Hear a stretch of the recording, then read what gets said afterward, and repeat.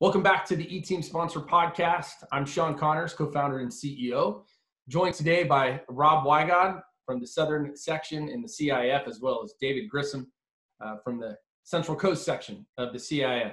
Rob, David, good morning. Thanks for joining us. Good morning. Morning, Sean. Thanks for having me. Yeah, you're welcome. You're welcome. Thanks for coming on, guys. We were just talking before we started recording. Man, lots changed in the last handful of weeks. A lot of information that's come down. Why don't you both give us just a quick update on your respective sections, and maybe for the coaches and athletic directors of the CIF that are going to be watching this, share a little bit about specifically what's going on in your section. Rob, we'll go ahead and kick it off with you. Okay. Well, again, great to be with you and to be with my good friend Dave. Welcome to all that he's doing in the Central Coast section, and he's done a wonderful job already. The guy's come with everything that he can bring to this, and appreciated getting to know him better and work with him. And in terms of the Southern section, we all became very involved in working this calendar together with all the section commissioners and CIF state office, and announced it a week ago Monday on July 20th. And really since then, just been a lot of communication with our section, with our coaches, athletic directors, principals, how to navigate through the various changes that they're all going to go through. But I think what we've really been pleased to see is the reactions have been very positive. We tried very hard to emphasize that this was something that student athletes had to be put first. We have had a lot of negativity with our student athletes over the last few months, and they've had to endure so much. And we really wanted to get the message out that the adults have the challenges that we need to overcome. We need to realize the student athletes come first. And whatever these challenges are, and as difficult as they may be, we need to present a unified front that shows our student athletes that we can do this, and that we'll come through for them, we'll deliver for them, and really allow for them to do what they love to do. And so I've been very encouraged by the last 10 days or so and how it's gone with our section. And again, we're just, I think, rolling up our sleeves past the elbows and up to the shoulders, and everybody trying to work through the various calendars and juggling of facilities, coaches, multi-sport athletes, a lot of the general questions and even more specific questions that our folks have as we go forward. Love it. Love it. Great. Sounds like there's been a great response down there already. That's awesome. David, how about you? Central Coast section. Yeah. Thanks for the intro, and thanks for including me and Rob. I'm just going to keep following you, and hopefully I can learn from you as we go along. Yeah, in my first 27 days of section commissioner, we've been moving at a frantic pace. Very, very similar to Southern section. CIF came down with their playoff dates, which allowed us then to move forward with our calendar as well. Our section has, our executive committee has decided to move forward in the same direction as the state, which I was very pleased that we were able to do that. I mean, as Rob said, it brings some challenges, but I think first and foremost, our perspective has been the student athlete and what can we do to support them. I have a student athlete at home, a senior this year, and every day I come home, he said, "Dad, tell me we're playing." I'm like, "Well, today we're playing, kid." And that's just, and every kid that I come along, whether it's his friends or others, I hear that from them. They want to be out, and they want to be out in the field, and then they want to do it in a safe manner as well. And that is our challenge going forward. But I'm super excited with where our section is, and the fact that we're doing everything we can to put a product on the field for our kids, for them to be able to compete. David, let's stick with you, man. Jumping right into it, 27 days into the new role, right in the middle of a worldwide pandemic. What's the number one thing that you've learned, or your number one takeaway at this point in your first month or so in the job? Yeah, communication. To communicate with our member schools. Before I even really started the position, I had a opportunity to be on a Zoom cast with 4 or 5 different superintendents in our section, and the one thing that they asked of me was to communicate with them as we're going through this pandemic in particular. And so I've been able to drop an email to them about once a week, and just kind of where we are and where we're going, where we're headed. to get them kind of on the front line of understanding where we are headed. That's been a big piece for them. I think in general, the superintendents kind of allow the school sites to take care of the sports athletic world. But in this case, there's so many moving parts with our superintendents that to assist them and to listen to them and for them to hear where we are, I think has actually been a kind of a bonding experience for us and the superintendents that we may not have had previously. That's awesome. That's great to hear. Yeah, I think it's been a rallying cry for a number of organizations. Communication is going to be the key to success during this time. So it's great to hear that that's the same there in the CCS, David. Thanks for sharing that. Rob, you said that you guys have been back in the office since July 7th. That's awesome. Get the team back together. Nothing like working together again in person. What would you say has been the key to success that the Southern section has seen here the last month or so? Well, Dave, I think, is hit on the most important part of the jobs that we do, and that is the communication. And so while we were shut down and working remotely, and even now that we've come back, it's always been a pretty high priority, if not the highest priority, to keep our constituents informed. And that's a lot of stakeholders. That's starting from the top when you talk about superintendents or even county offices of education, and working through the superintendents and school principals, athletic directors and coaches, and then throw in student athletes and parents and officials and media members. And so we've tried very, very hard while this has gone on is to do the best we can to keep everybody informed and up to date.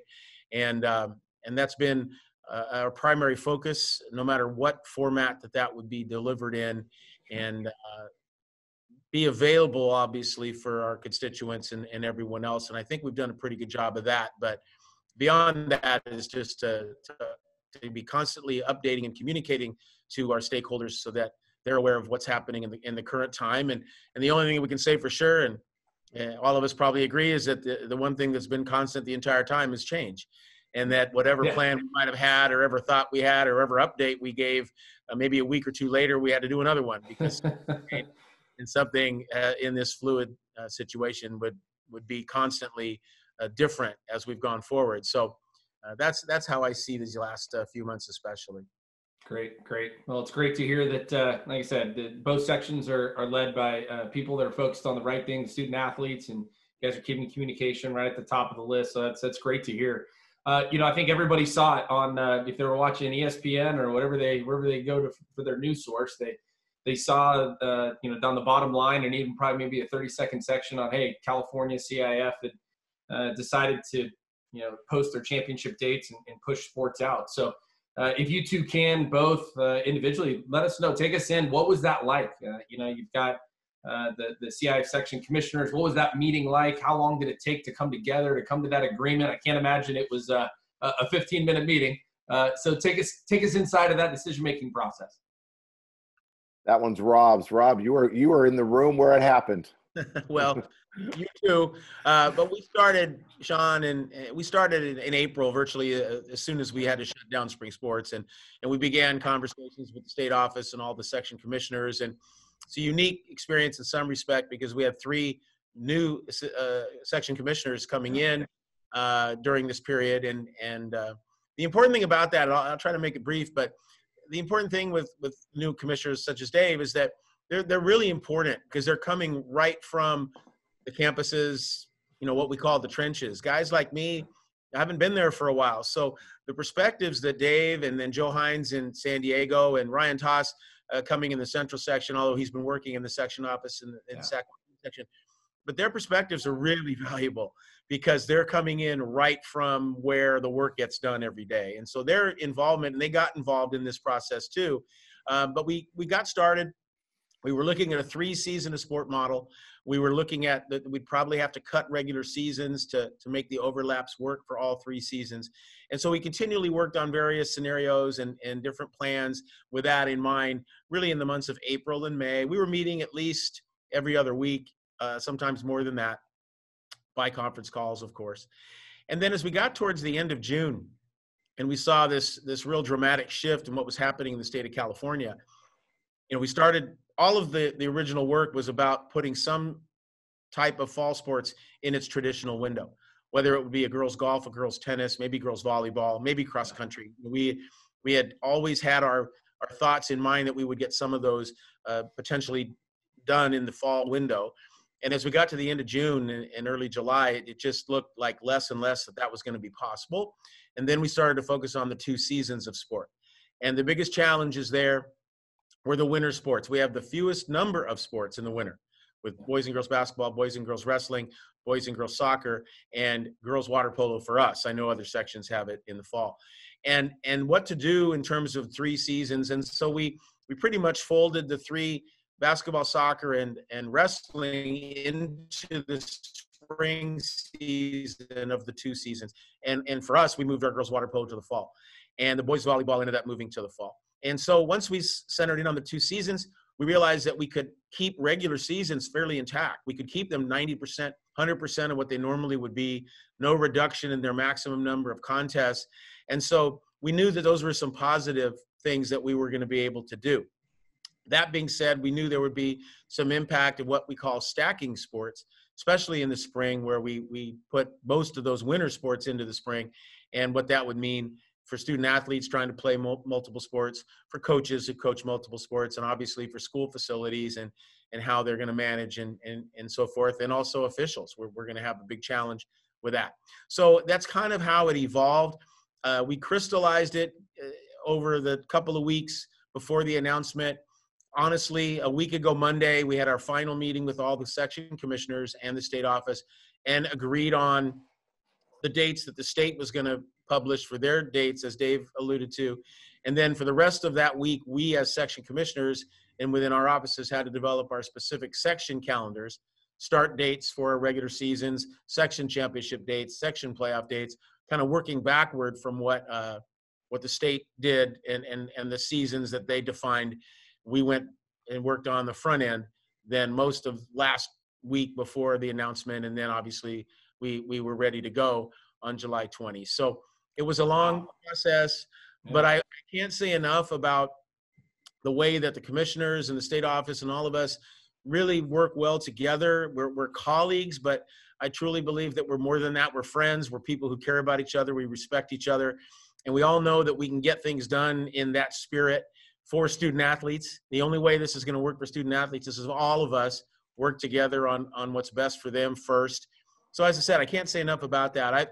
I'm starting my 10th year as commissioner, my 21st year working in the Southern Section office, and I can't say enough about how that cooperation and spirit of working together right now has been the best that it's ever been in all the years that I've been involved. It's just a really good group of people who care so much about what we do, and more than that, who we do it for. And so I can't express enough to people how much our section commissioners and staffs and state office folks really, really care about this, know how important it is, and really do put the student athletes first and foremost and always in our mind about how we can come through for them.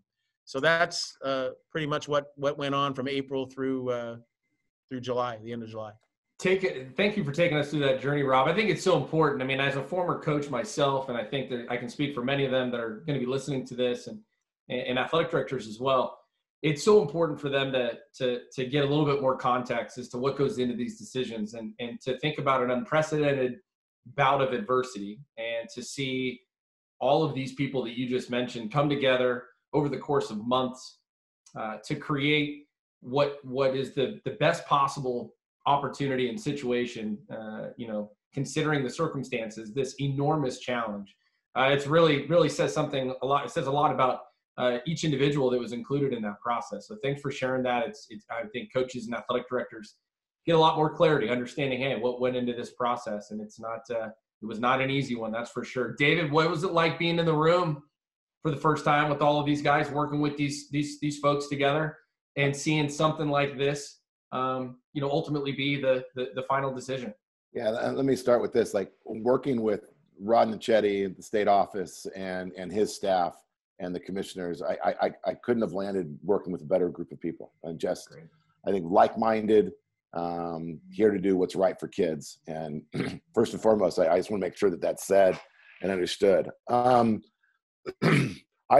went from June 30th, being in a room talking as a principal, talking about distance learning, to July 1st, and being in those conversations actually helped me in this position, in that I came to the realization, in working with our superintendent, my old district, and other superintendents, that if kids weren't going to be able to be in class, there was no way a superintendent or a principal could say, but at 3:30, I expect to see all the football players out at practice. I mean, it's just not going to happen, right?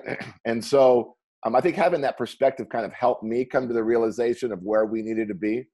And we are now, in my section, predominant, every county, as of yesterday, every single county is now on the watch list.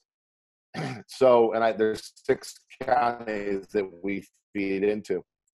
So I think it became pretty apparent that we were not back to normal, and we're not going to be back to normal anytime super soon. So delaying the start of the athletic calendar only made sense, and I think that makes sense to everybody that's in the central section. Not everybody's super pleased with it, but I think everybody understands it. Sure. When my executive committee met, we actually had the opportunity to look at 4 different sports, and because they do not follow a state or regional playoff, that we could move around or manipulate. And there's still been conversations about that amongst my leagues. But the reassuring piece, or the piece that kind of my aha moment and all that, was that when we ended up landing where we landed exactly the same place that the state had landed, exactly where all of our other sections have landed. That it may not be perfect, but this is the best opportunity we have for our kids. And being in the room, it's reassuring that both with my executive committee and with the state CIF and all the other sections, that we're all in this together. We're all in the same place, and we've all kind of come to the same realizations on our own, sure. which has been really nice. That's great. Well, turning the page, or I guess looking towards the future, now that the calendar's set, I think coaches, student athletes, athletic directors, Rob, like you said, parents, right? The adults, we've got a calendar. So take us through, what's the next couple months going to look like? We got school starting. We've got coaches that are, questions. Athletic directors have questions with regards to, when do we start practice? And if my season doesn't start until January or March, whatever it is, kind of look into the future. How are you going to lead those conversations with your within your sections? Well, it's the ultimate question now, and really it starts with opening of school. We need to get our students back on campus. We need to obviously have them back on campus when it's healthy and safe for them to do so. And then once that happens, it's time to hopefully bring the athletic teams too. And again, making sure that it's done healthy and in a safe way. So that's what is going to be developing here over the next few months. We have 7 counties in our section's footprint, all of whom are on the watch list. So again, they're all in the same boat on that respect. But we got to get the schools open. Then we hopefully can bring the teams back. What we've done statewide is extend what's called summertime rules, which allow our athletic programs to be under the control of the high school principal. Okay. And that way, these decisions will be always made at the school district, private school level, with the consultation of the health authorities, state and local health authorities. So if they do get back on campus, and we're now in September, October, being under summertime rules would allow all kinds of normal run-up, if you want to call it, preparations for their seasons.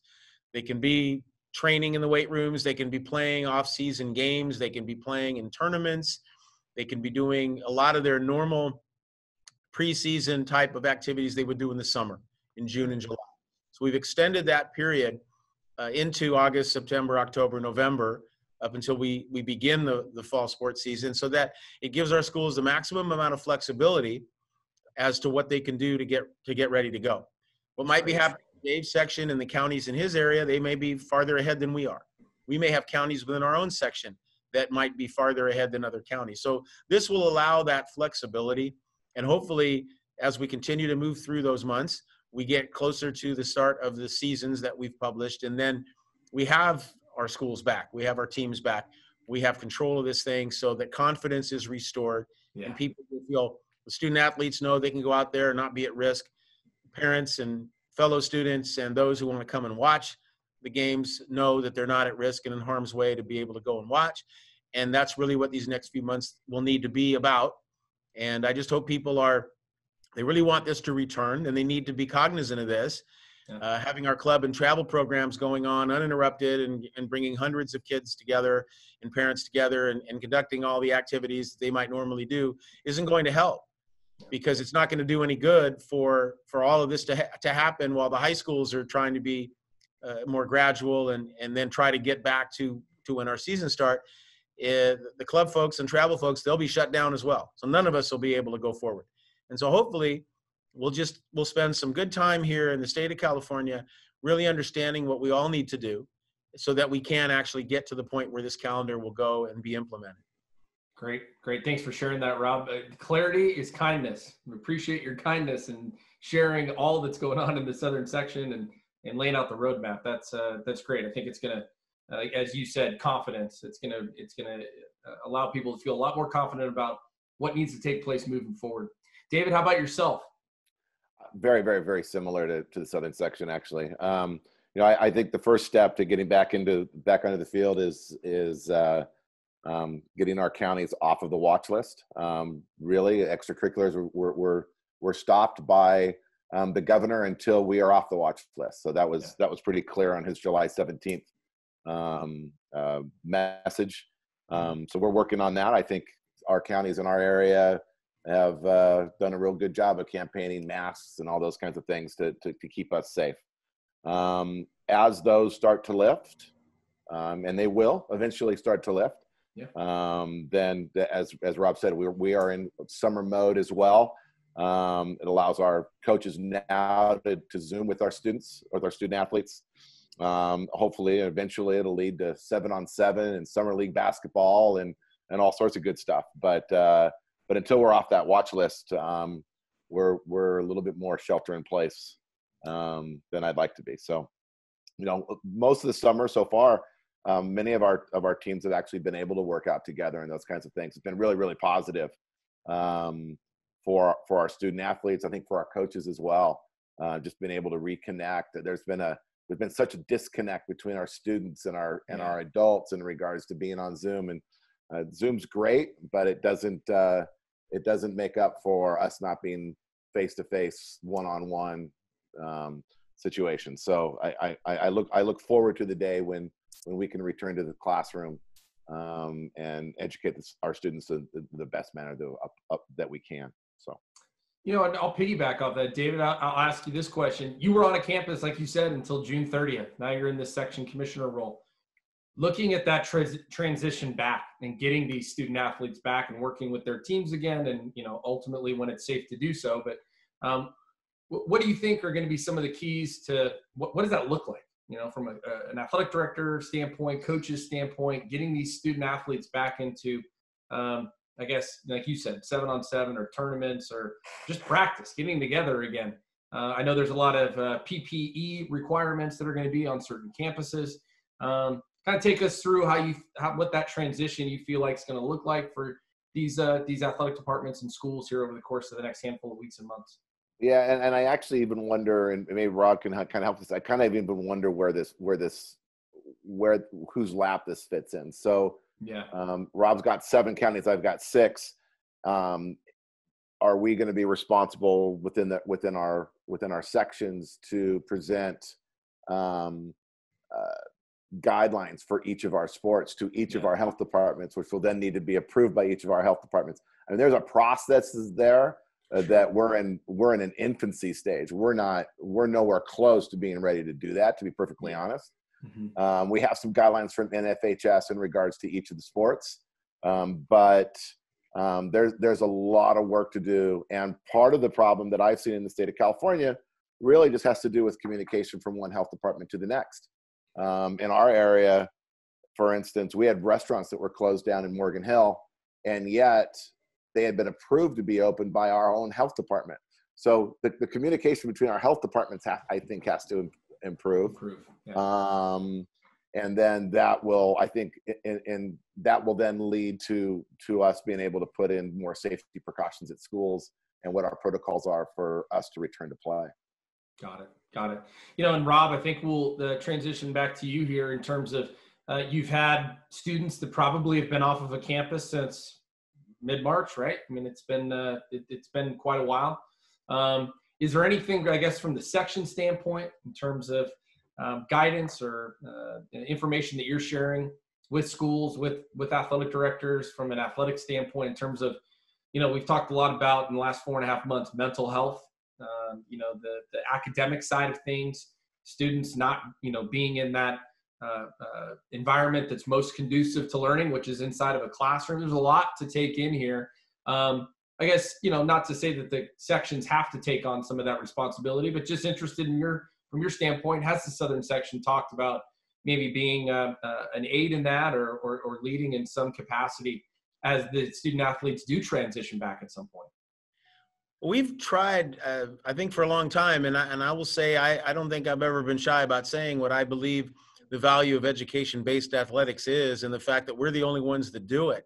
And if anything's coming out of all of this is that while we're focused on the games and the sports and so forth, what we're finding out is what you've touched on, Sean, and that is that it's so much more than that with high school athletics. It's being with your friends, it's being with your teammates, it's being back with your teacher coaches who have these tremendous impacts and influences on our young people.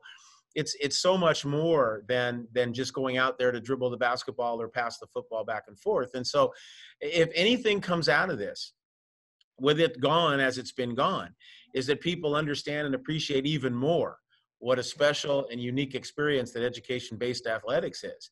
And so it does speak to mental health and socialization and just the sense of belonging and the comfort that comes with being with people that you enjoy being with and feel commonality with. And we talk a lot about that before even this incredible societal change that's taking place here. We have been in the high school athletic world a shining example of how people get along, of looking at a high school sports team and seeing student athletes of different colors who speak different languages, are from different socioeconomic backgrounds, have different beliefs, and yet they set those aside and they come together as a group. They set goals that they want to try to achieve as a group, and they forget about any differences that they have, their teammates, their brothers and sisters out there. So we have done that. Our organization has been around 107 years, and we're still doing that every single day. And we can be that shining example, and we are. And so if anything, for me, I hope people really, now that we've had this interruption of what we all love to do, we'll see this when it comes back, and it will come back, that what a special thing it is and what it does for young people. And all of us who've been in this business for our careers as adults, we know that and have always known that. And if it's even possible, we know it even more over these last few months. And that's a message that actually has been out there, but maybe will resonate a little deeper now, because when we come back, there should be a real heightened appreciation for it, because it's been truly missed. And I hope for that. Absolutely. I heard a great quote the other day that challenging roads lead to beautiful destinations. And these last 4.5 months have certainly been challenging. And I think with the focal point being the health and well-being of students and student athletes, they will have a beautiful destination once we can get back there, and all that they get to look forward to. Last couple of questions as we kind of wind down a little bit here. Just from a very tactical standpoint, how are you communicating individually, I guess, with not necessarily within your organization in terms of who's in your office, but specifically to athletic directors and coaches? What is that chain of command look like right now in terms of communication? How often are you guys providing updates, just for the listeners there and viewers, so they can get a sense for your respective sections and maybe how other sections are choosing to communicate as well? Yeah. So I have an opportunity, a couple things. I've had the opportunity to just write emails, updates to our superintendents, principals, and ADs about once a week, and just the month of July, and we'll continue to do that. I also last night was on a Zoom call with about 70 athletic directors in our section, just answering questions for them as they came up. So that's another way. I do sit on since COVID, since maybe early June, I've had the opportunity to sit in a bi-weekly meeting with San Jose Sports Authority that's included the Niners, the San Jose Giants, very cool. The Earthquakes, San Jose State, Stanford, WCC, and just in regards to how each group is handling the pandemic and what they're doing. So that's led to some really, really positive conversations as well, and be able to pass some of that on too. That's great. Well, I want to stop there then for a second. Well, first, let's talk about the 70 athletic directors. You're on that Zoom call. Is that something you're going to look to continue to do periodically? And if so, or even just looking at that last call, what maybe was the maybe the number one question that you took away, or that you had to answer, that you felt might be important for everyone else to hear or know? Yeah, no. So that's actually it was a planned meeting already. CCS ADA. We meet 4 or 5 times a year. So it would happen to be our summer meeting anyway. So it worked out perfectly. Great. The thing that my takeaway is how differently our calendar affects one school to the next. Okay. And everybody has their own challenges, whether that's a facility challenge or a lot of our small schools in particular have challenges in regards to whether they're going to be able to handle all of the sports that they normally would, given that we've stacked sports on top of each other and those kinds of things. I think that we saw that was going to be a concern moving forward, but there's other things that offset those full seasons, those kinds of things. So, but it really, really great conversations and allowed us to move forward in a real positive way. Wow. Sounds like you're getting a lot of great information, not only just from within your section, but obviously by virtue of where you guys were physically located and having professional and amateur sports at various levels there, and decision makers and leaders being able to get together in that type of think tank. Man, that's what a tremendous resource, David. That's great. Rob, how about you? And I got to imagine too, being a beacon of light, not just within the CIF, obviously, but I think the CIF being a beacon of light during this pandemic. I have to imagine other governing bodies of athletics in other states are looking to, or can maybe even consulting with the CIF as to how they're going and managing this right now. I was interested have other, not just section commissioners here in the state of California, but other governing bodies of athletics, have they reached out to you to tap into how you're doing things? Yeah, I've heard from Ohio and Arizona and Utah and some other states, but I believed at the very beginning of this that this was a call to leadership, and I really believed that our group of commissioners, the state office folks, could answer that call, and I believe that we have to this point. I believe people have said we need leadership here, we need direction, we need people to make firm decisions, and we've done that. And after a lot of consultation and a lot of work that we've discussed already. In terms of communication, I was on it with a group yesterday, similar to Dave. We have athletic director associations throughout our section. So I was on a call with them yesterday. But what we're going to be doing, and it's really part of we're opening schools. Most of our schools will be opening in the month of August, maybe a few in September, but pretty much starting next week and beyond. So we have our regular eligibility workshops that we do. We usually do them in 7 different geographic locations, but we're going to do them obviously virtually. So we're going to do those. There's an electronic system that all the sections use except one that's called CIF Home. So we're going to have 2 trainings at CIF Home that are separate from the eligibility workshops. We have workshops specifically for new principals and new athletic directors. So we have 2 of those scheduled into September. And so all of those normal opening of activities of the school year, we're going to go forward with. Again, virtually, but we need to review new rules. We need to review eligibility. We need to review best practices and suggestions and all the things that we typically do, what we call guidelines for communication, so our constituents know who to talk to and what the process is. So we're going to be working through all of those normal activities, although they won't be in person, they'll be going on. And it's all been part of what we've learned, which is we can actually communicate easier and more often than we would do trying to drive around places, but it doesn't substitute for face-to-face, and we will be back to face-to-face meetings when we can do it. Similar to Dave, I as long as I've been commissioner, I've done a monthly message from the commissioner, and I've tried to highlight different topics or different things that were coming up at the time. But since this happened in March, I've been doing updates. I've gotten out of the monthly messages because, again, the updates are coming more frequently, every week or so, every 2 weeks or so. I have one coming out Monday, just to continually talk about some of the rules, interpretations, some of the things that are happening, some other suggestions about how to navigate forward. So that's what, is going to start ramping up. I think we're going to get a lot of calls and questions about transfers and a lot of things happening with the actual starting of school, even though it may not be in person, but there will be new students arriving at schools and transferring and moving around for various reasons. So I think we're going to see a real uptick in our traffic in terms of emails and calls and things as our schools start opening, especially in the unique way that they are opening. Sure. Here. So that's how I see these next few months for sure. But we're going to proceed, as I said, these are our primary communication formats for the start of school. These eligibility workshops, we probably get 300 to 400 of our athletic directors involved in those across the different ones that we do. And it'll be a good way for us to stay in touch and get started this year. That's great. That's great. In so many ways, what you just described sounds like it's going to be back to normal in some ways. Obviously, how you're able to do it and administer those types of meetings.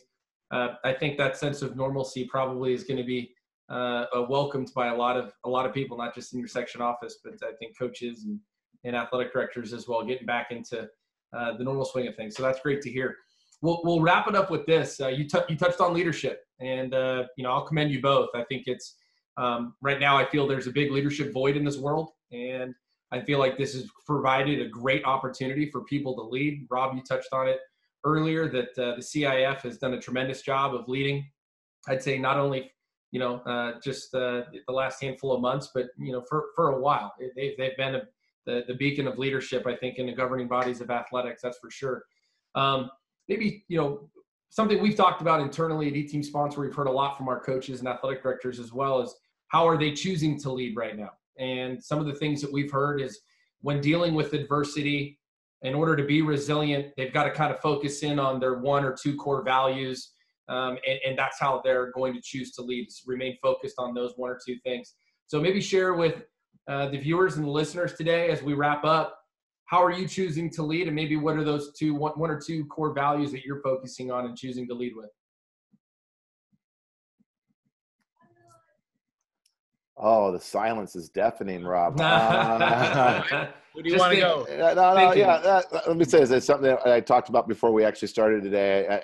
I had a phone call from my section president, and he apologized and sent his condolences to me for starting this position in the middle of a pandemic. And my response was, and I meant it as, it's easy to lead when things are going well. But a real leader is what you do when you have more challenging times, and that's where we are right now.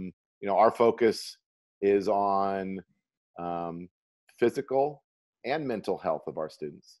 Great. And we believe that creating a safe structure for them to return to the field is what is best for them. Athletics has brought so much to me personally, has brought so much to our kids in regards to building lifelong relationships with others, and those kind of things. I just think it's paramount that we're able to provide those experiences for our kids in a safe manner, and that is our focus right now. Love it, Dave. Rob, how about you, man? Take us home.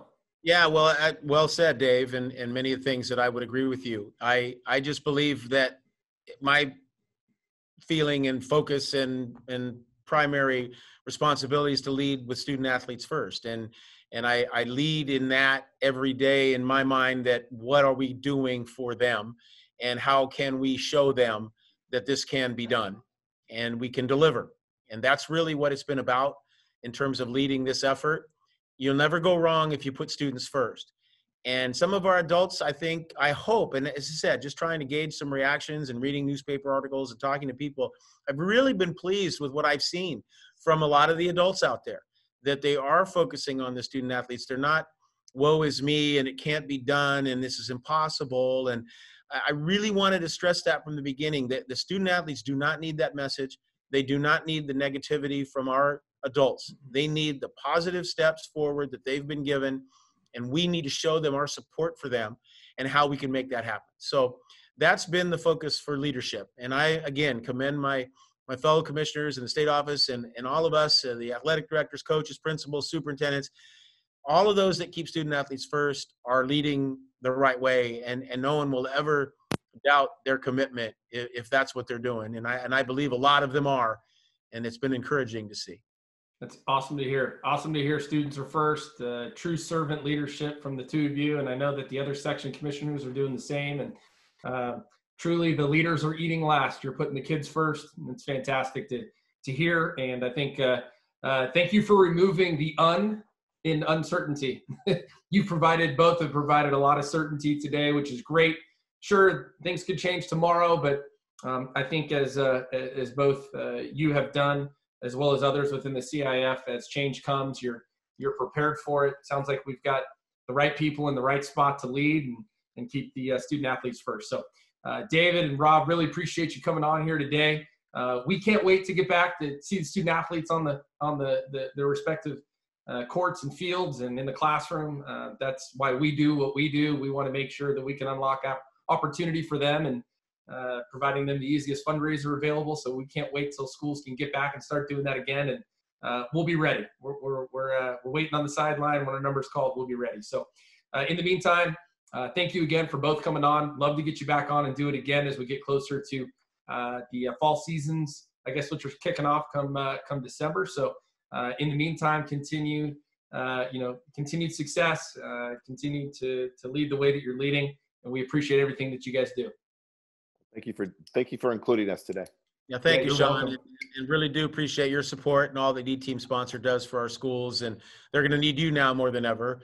And I know that'll be something that will really help them. And I know you're always there to help them. So we really appreciate that and your commitment to student athletes first. You're natural partners of ours because you're in the same mindset that we are. You're welcome. It's our pleasure. And like I said, we're on the sidelines. We're ready when coaches and ADs need us. We're going to be there. We're ready to help them out. So, well, gentlemen, have a great rest of the day, and we'll look forward to catching up with you guys down the road. Thank you, guys. Very good. Thanks you guys. Thanks, guys.